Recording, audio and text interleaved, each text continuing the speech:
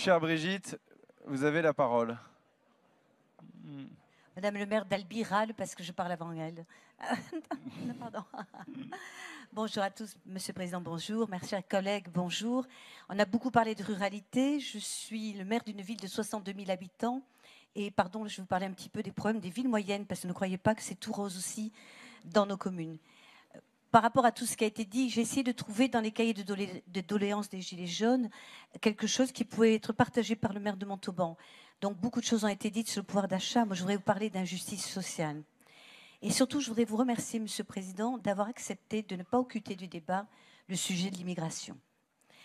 Montauban a connu en 2012, le 15 mars 2012, le premier attentat djihadiste proféré par Mohamed Merah, qui a, vous le savez, tiré sur 3 militaires du 17e régiment de parachutistes de Montauban.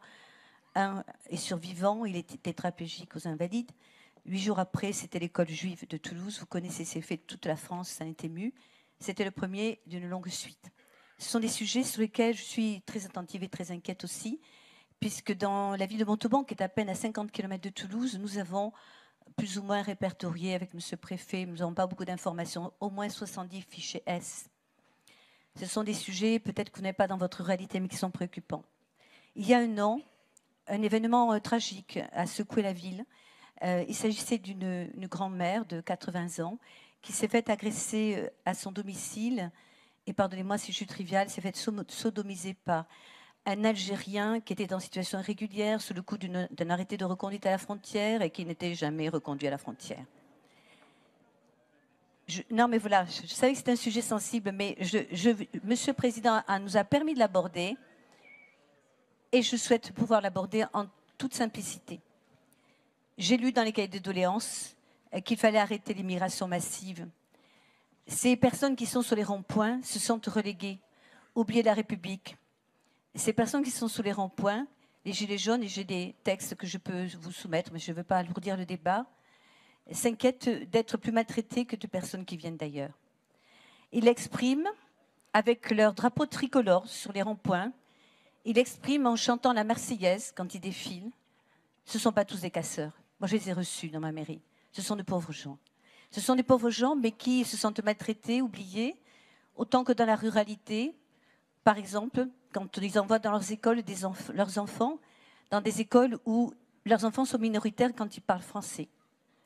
Quand nous parlons, par exemple, des mineurs isolés, vous savez, ces mineurs qui viennent d'ailleurs, eh bien, et que l'on voit que pour nos propres mineurs qui ont des problèmes qu'on devrait pouvoir placer dans des familles d'accueil, dans le cadre de la protection de l'enfance, eh bien, tout ça n'est pas possible parce que tous ces établissements d'accueil, toutes ces familles d'accueil sont complètement embolisées par justement ces mineurs isolés.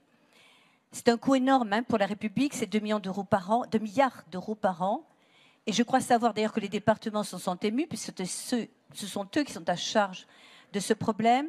Et vous avez décidé de leur octroyer 57 000 euros par enfant et par an, c'est-à-dire presque 5 000 euros par mois. Tout cela, les Gilets jaunes le savent aussi. C'est la même chose dans le logement. Quand les Gilets jaunes ne peuvent pas avoir accès à un logement social, et que nous en construisons beaucoup, parce que nous, dans les villes moyennes partout, nous le savons, nous avons des quotas à respecter, et que malheureusement, ces logements sociaux sont embolisés par notamment les réservations préfectorales qui sont destinées justement aux étrangers. Je continue, je suis désolée. On pourra en parler aussi. Mes chers collègues, on s'écoute de manière respectueuse. Très sensible. Je parlerai aussi des soins de santé.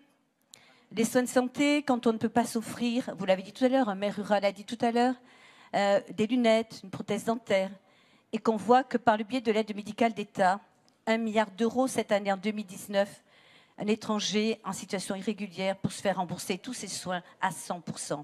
Monsieur le Président, il faut l'entendre. Il faut l'entendre. C'est un vrai souci de justice sociale. C'est un vrai justice, je sais qu'il dérange. Et je vais finir par les retraites. Les retraites, c'est la même chose. Quand les Gilets jaunes en moyenne ont 400, 500 euros de retraite, qu'il s'agisse d'artisans, d'agriculteurs, tout simplement de conjointes d'exploitants ou de gens qui n'ont peut-être pas trop travaillé, eh bien, et que l'on voit que le minimum vieillesse, qu'on appelle l'ASPA aujourd'hui, de l'ordre de 800 € et quelques pour une personne, un peu plus, 145, 1200 € je crois pour un couple. 35% de ces minimum vieillesse sont accordés à des personnes qui ne sont même pas de la nationalité française. Tout cela, cela provoque, Monsieur le Président, je vous le dis, une grande injustice, un grand désarroi parmi ces personnes délassées, déclassées de la République. Et je dirais que pour les maires, peut-être n'êtes-vous pas confrontés à ce problème. Nous avons, Madame, j'ai écouté des gens qui ne pensaient pas comme moi, Madame, et je vous donnerai les cahiers de doléances des Gilets jaunes, je vous les montrerai. Je sais que c'est un sujet compliqué, et c'est un sujet difficile, que peut-être vous ne connaissez pas dans la ruralité, ben tant mieux, alors vous le connaissez. Donc essayez d'entendre. Le politiquement correct a fait trop de ravages dans ce pays, Madame. J'en ai souffert moi-même, mais aujourd'hui j'ai décidé de ne plus me taire. Parce que je ne suis pas là pour parler de moi, je suis là pour parler d'une souffrance qui est vécue par des personnes qui sont dignes d'intérêt. Il n'y a pas de raison, il n'y a pas d'ONG pour les Gilets jaunes. Et pourtant, ils le mériteraient quelquefois, parce qu'ils sont dans une grande détresse. Donc voilà, Monsieur le Président, ce que je voulais vous dire. Et vous terminez par vous proposer des solutions. Tout cela nous coûte très cher. Mais on pourrait très bien, à budget constant, augmenter les retraites si on diminuait par ailleurs, au moins pour une partie l'aide médicale d'État. Qu'on diminuait la fraude aux allocations sociales. Les fraudes, nous en connaissons tous. Moi, je connais la fraude au mariage blanc, mais il y en a tant d'autres que nous connaissons dans ce domaine. J'ai une proposition à vous faire. Monsieur le Président, j'ai été députée pendant 10 ans.